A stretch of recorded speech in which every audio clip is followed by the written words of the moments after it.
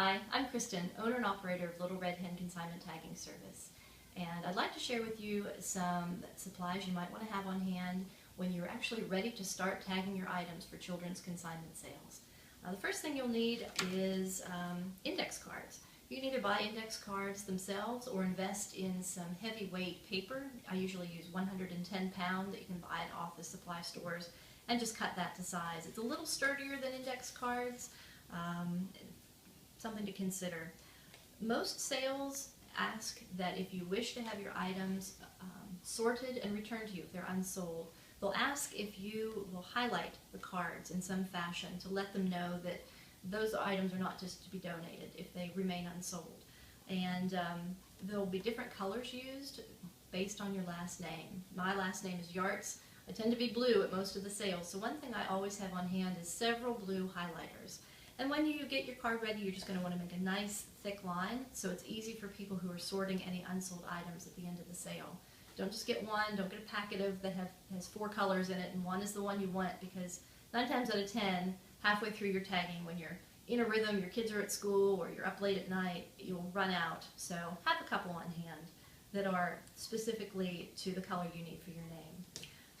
Pens are helpful, obviously, to write your tagging cards. I have some whiteout correction tape. That's fine as long as you're not correcting the price or your consignor number. If you do, I would just start another tag because those are things that sales look for that might indicate that someone has tampered with your tag. So it can be handy, but only in certain uses, mainly in the description of your item. And that's also important, is writing a good description. Just don't write Old Navy shirt. You want to write the color, obviously the size on it, any little aspects of it. So if your tag would get separated from your shirt, it could be reunited with your item and it could be sold. Something else to have in mind are pins. Get lots of pins, more than you think you'll need. You can save them from season to season. If you're going to be pinning your items onto the outfit, a size 1 pin is very handy. A size 2 pins is what I use to pin items onto hangers regularly. And a size 3, which are these big quilting pins, and you think, I'm not going to need that. Actually, you will, especially if you have outfits that have shorts and tops or skirts with bloomers on the back. By the time you get through pinning all those layers of clothing onto the hanger, you're going to run out of space on this number 2. So invest in some of these number 3s, and they're easy to come by. But if you wait too long, chances are that the places you'll go will be sold out, because most people wait to the last minute. We get our pins from a wholesaler.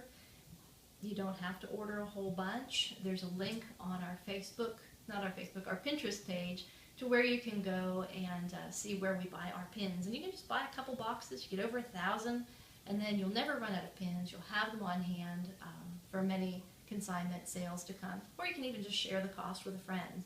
So pins are really important to have lots and lots on hand. Cable ties are great for preparing shoes. These are 4-inch cable ties. You can get these at Walmart, Home Depot, Lowe's. They're not expensive, but they're essential when you're preparing shoes for sale. Especially, and packing tape is good too, whether you're going to be taping your card onto larger items, toys, gear types items. We use them to reinforce our cards when we're dealing with shoes.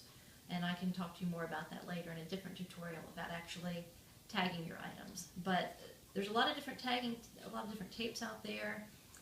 I've had a lot of frustration with the tapes I've found. My favorite is this. It's called the One-Arm Bandit tape, and it's pretty available, and it's nice because it's sturdy, and if it twists on itself, you can actually untwist it and still use it, as opposed to just having to ball it up and throw it away. So that's a good item to have on hand. Let's see. Many sales ask that you put curling ribbon on items that are boutique items, so things not like your Old Navy brands or your Gap brands, but items that you pay more for, like Matilda Jane, available through trunk shows, Minnie Bowden, Janie and Jack, Hannah Kate, Kelly's Kids. Usually you'll know if you've been buying boutique items or come into contact with them. But you know, if you put a little curling ribbon, obviously you'll want to use scissors to kind of curl it up and make it pretty. That alerts shoppers who are looking for those brands where to find them.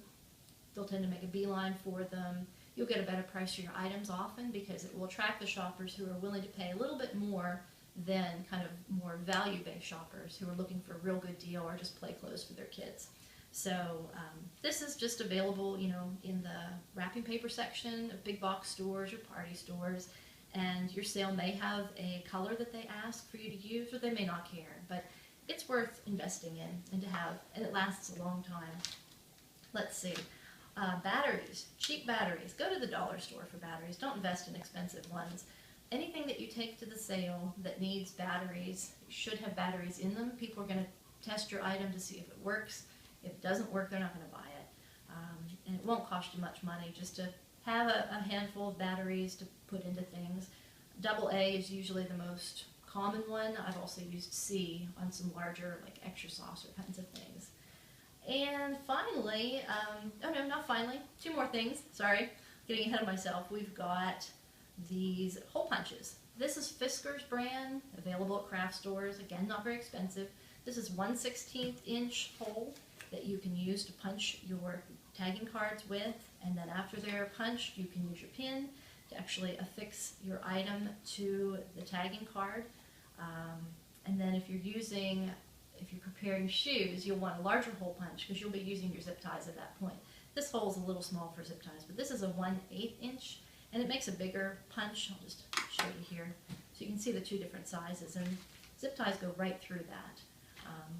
And I'll talk to you more about making those tags at a later time in a different tutorial.